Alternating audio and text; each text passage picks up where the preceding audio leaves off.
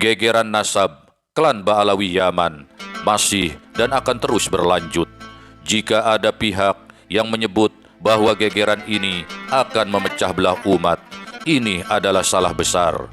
Umat yang mana yang akan dipecahkan? Semua dalam keadaan baik-baik saja.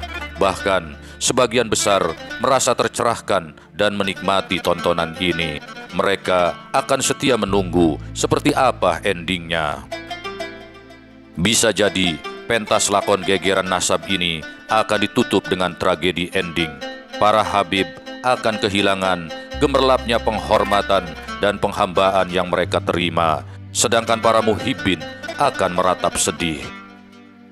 Ada atau tidak ada pernyataan resmi dari pihak manapun tentang tutup bukunya nasab klan Ba'alawi Yaman dengan segala kepalsuannya, sesungguhnya tidaklah menjadi penting.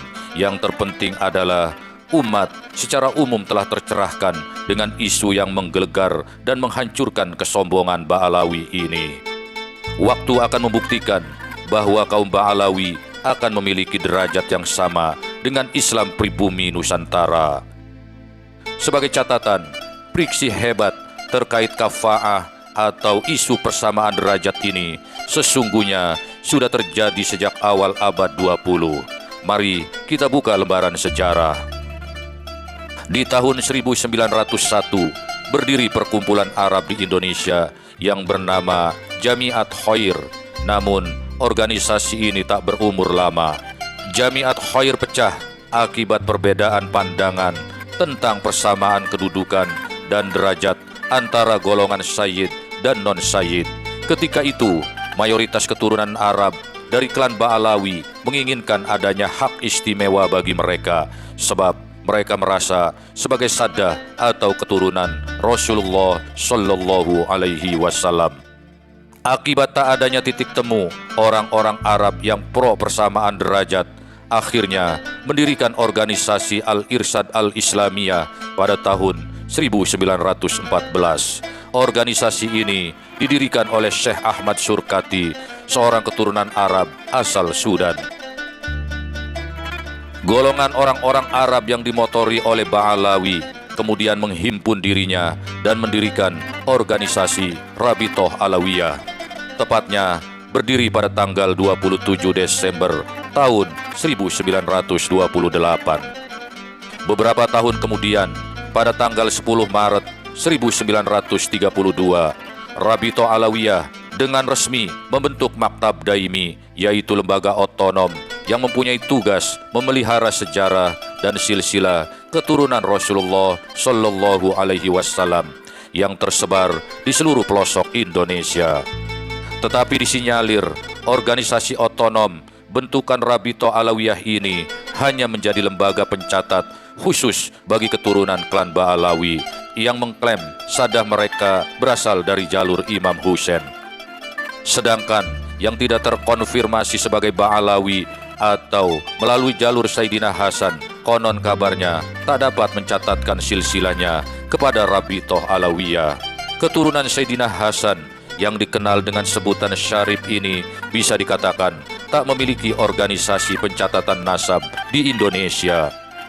Dengan demikian, para keturunan Ba'alawi yang pada awalnya disebut dengan gelar Sayyid memonopoli keistimewaan sebagai saddah atau juriat Nabi di seluruh pelosok Indonesia. Dengan berbagai doktrinnya, para Sayyid ini semakin dicintai oleh lingkungannya dan disembah-sembah oleh para murid atau muhibbinnya. Maka kemudian dipanggillah mereka dengan sebutan Al-Habib atau Habib dengan arti orang yang dicintai. Perbudakan spiritual dan feodalisme agama mulai merangkak. Akhirnya gelar Sayyid hilang dan berganti dengan julukan Habib. Umat Islam di Indonesia secara umum memandang para Habib ini memiliki kedudukan yang istimewa. Artinya, sesuai dengan sapaannya, dipanggil Habib, maka itu berarti dia sebagai seorang yang benar dan dicintai, dan juga seorang ahli agama dan memiliki akhlak mulia. Lebih dari itu, mereka telah berhasil menanamkan citra diri sebagai cucu Rasulullah, sehingga memujanya adalah bagian dari ibadah. Para Habib Ba'alawi ini agaknya semakin lupa diri. Seiring berkembangnya waktu, gelar Habib ini semakin terasa memudahkan mereka untuk mencari keuntungan, baik secara sosial, ekonomi, maupun politik. Pada tanggal 17 Agustus tahun 1998, FPI didirikan secara resmi di Pondok Pesantren Kampung Utan, Ciputat, Tangerang Selatan, Provinsi Banten. Muhammad Rizik Syihab didapuk sebagai ketua umum yang pertama. Meskipun berkepanjangan sebagai Front Pembela Islam, organisasi ini sejatinya hanya merupakan perhimpunan atau wadah bagi para muhibbin Rizik Syihab. Inilah yang menjadi titik awal klan Ba'alawi merasa di atas angin. Sepak terjang Rizik dan FPI-nya nyaris bak penguasa bayangan di republik ini. Mereka bisa dengan seenaknya bertindak atas nama Islam dalam menyatroni tempat-tempat hiburan malam dan sejenisnya.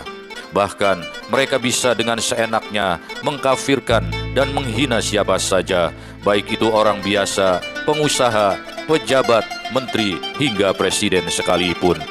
Bersamaan dengan berjayanya FPI, muka-muka baru Habib pun bermunculan. Contoh paling konkret adalah Bahar bin Smith. Digadang-gadang sebagai regenerasi dari Rizik Syihab, Bahar ini terbiasa seenak udelnya dalam berceramah, menghina ulama Nusantara dan pejabat, hingga presiden sekalipun adalah hal yang sudah melekat pada dirinya. Ringkas cerita, panggung dakwah dan politik dikuasai oleh klan Ba'alawi Yaman. Habib-habib bocil kian bermunculan. Sikap mereka sungguh memandang sebelah mata pada umat Islam Nusantara. Doktrin-doktrin sesat tentang kehebatan klan mereka menyembur bebas bak racun mematikan. Klan Ba'alawi Yaman menyangka sudah sepenuhnya berhasil menundukkan pribumi. Mereka semakin seenaknya menebar intoleransi hingga kemudian Allah Subhanahu wa Ta'ala memberikan keberanian kepada sosok Presiden Joko Widodo yang bertubi-tubi dihina oleh Rizik dan Bahar Smith serta sejawat mereka lainnya untuk membubarkan Front Pembela Islam alias FPI. Allah juga mempermalukan Rizik Syihab dengan skandal pornografinya dengan janda cantik Firda Hussein. Setelah kekuatan mereka berhasil menggusur Ahok dan mengantar Anies Baswedan menjadi orang nomor 1 di Jakarta dengan aksi mereka yang terkenal 212. Sesungguhnya pembubaran FPI dan skandal seks Rizik Syihab mulai memudarkan pengaruh Ba'alawi Yaman. Bahar ditangkap karena kasus penganiayaan. Para Habib bocil mulai kehilangan panutan dan keberanian mereka. Sementara itu, khalayak yang sekian lama memendam amarah mulai bertanya-tanya, mungkinkah keturunan Rasulullah dengan gelar sakral Habib memiliki adab dan arogansi seperti yang mereka pertontonkan? Guna menjawab pertanyaan tersebut, Allah Subhanahu wa Ta'ala menghembuskan ilham ke dalam hati sanubari seorang anak bangsa bernama Imaduddin Usman. Dengan kekuatan hujah dan intelektualnya, kiai dari kampung ini laksana perwujudan dari ketajaman pena baginda Ali bin Abi Thalib dan menjadi penyambung lidah suci Sayyidah Fatimah radhiyallahu anha untuk menjaga kemurnian nasab mereka.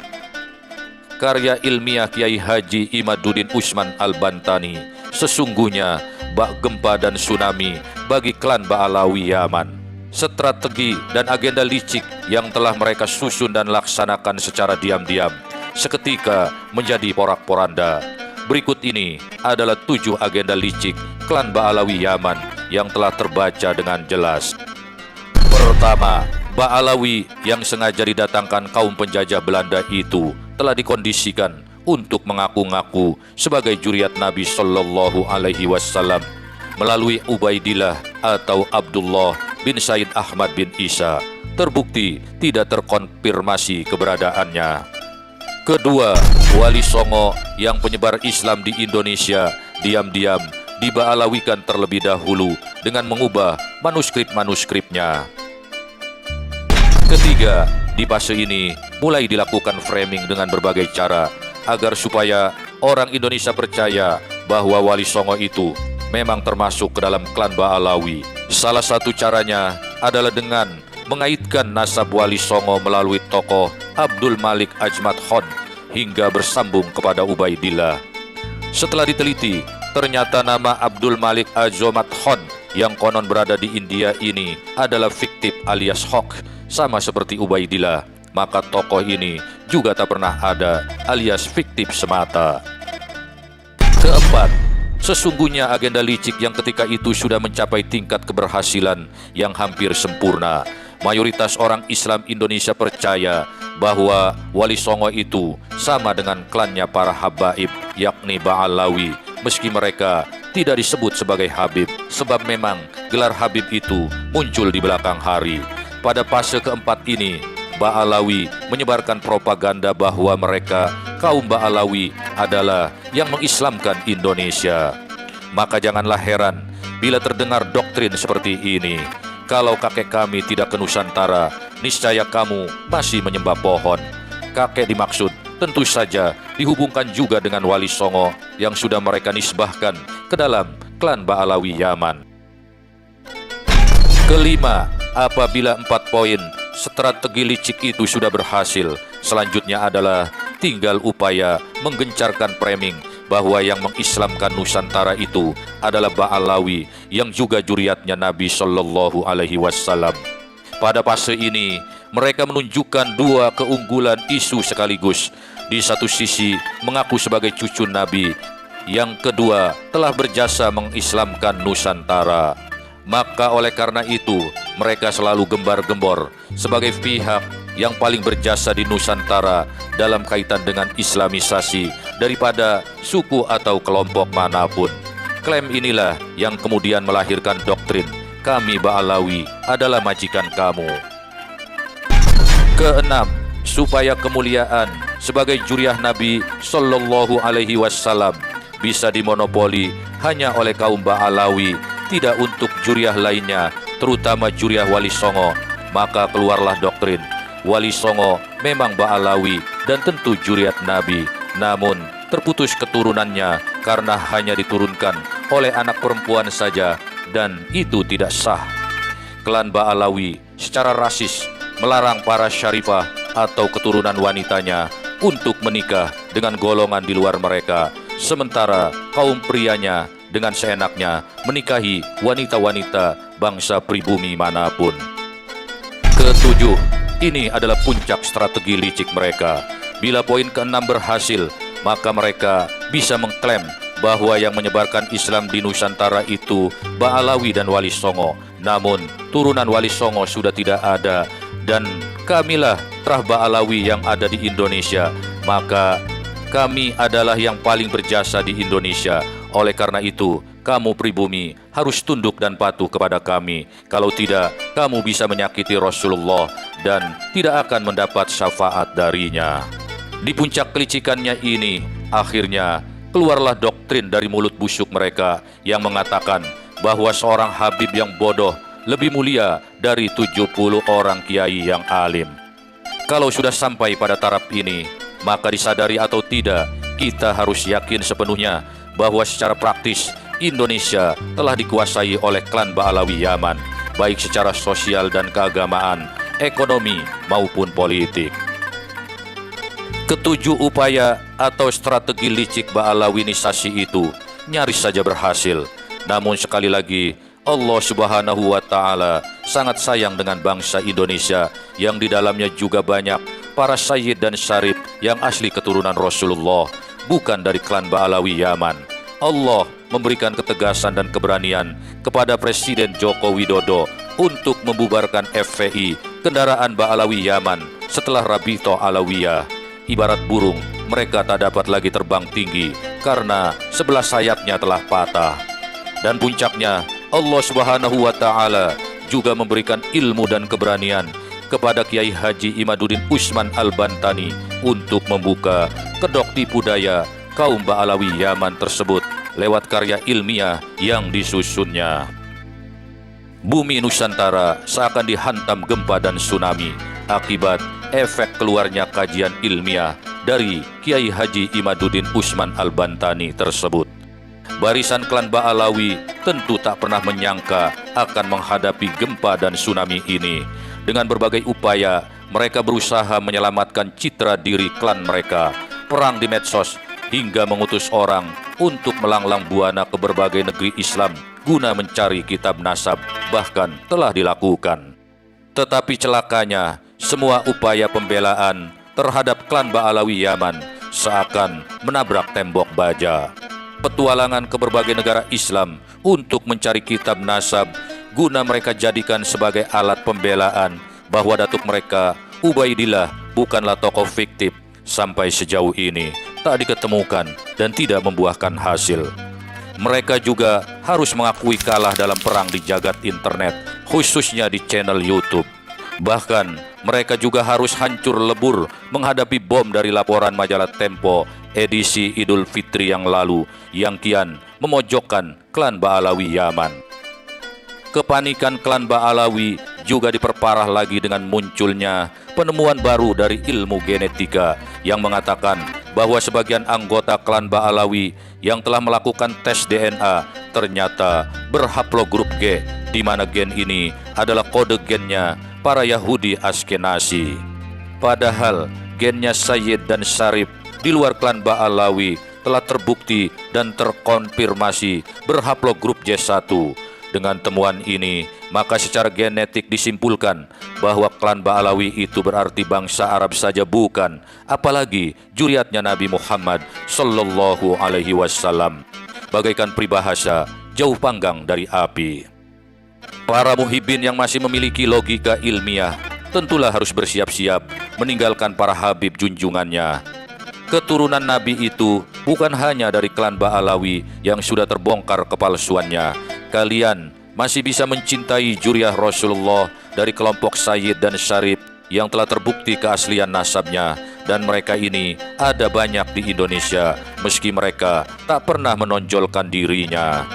Sementara itu, untuk para muhibbin yang taklid buta, harus sama-sama kita doakan semoga hidayah Allah segera singgah di hati sanubari mereka. Semoga narasi singkat ini dapat menambah keyakinan kita bahwa Allah itu pasti akan menunjukkan yang batil itu tetaplah batil dan yang benar itu pastilah benar. Dukungan kita kepada perjuangan Kiai Imaduddin Usman Al-Bantani dan segenap ulama Nusantara yang mendukung ikhtiar pembongkaran nasab palsu klan Ba'alawi Yaman ini harus senantiasa kita gelorakan dan kita gaungkan agar suaranya bergema di seluruh pelosok negeri. Terima kasih telah mendukung channel ini dengan menekan tombol like dan subscribe. Tinggalkan atensi di kolom komentar. Sampai jumpa.